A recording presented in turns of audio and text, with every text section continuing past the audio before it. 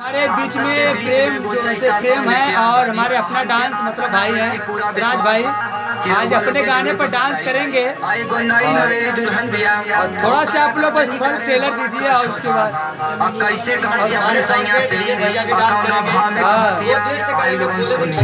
बहुत अच्छा है। क्या बात है। ऐसे नहीं मत हार के जा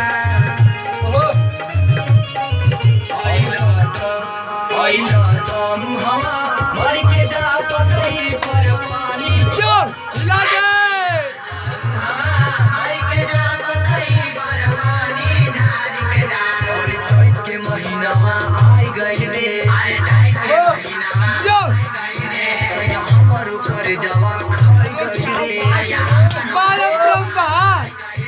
और चैत के महीनावा आई गई रे सैया हमर ऊपर जवा खाई गई रे काटे ढोरे के कबहू नैहर में रहनी के हो न कहला काटे ढोरे के कबहू भले के हुआ कटाइले बर जाऊ हो ठोर न भुसवा कबहू भले के हुआ कटाइले बर चकले भाई ठोर न भुसवा कबहू अरे वाह बारे तुम बारे पुणे चकले राजा जो हिला दे गोरी गोरी चुनरी पे लाल लाल रे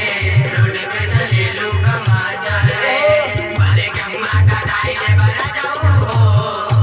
ना बुसवा का में देविला डर ओहर से हो काहे देविला डर ओहर से हो जब होई नहीं पावेला तोहर से हो जब होई नहीं पावेला तोहर से हो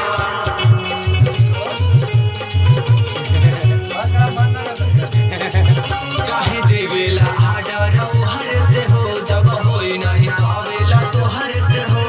हमही के काहे लकाटे के गेहुआ कह करा तू सब हो हमही के काहे लकाटे के गेहुआ कह करा तू सब हो या ब्रह्मा भले गेहुआ कटाई देब रजऊ हो ठोर न भुसावा कबहू भले गेहुआ कटाई देब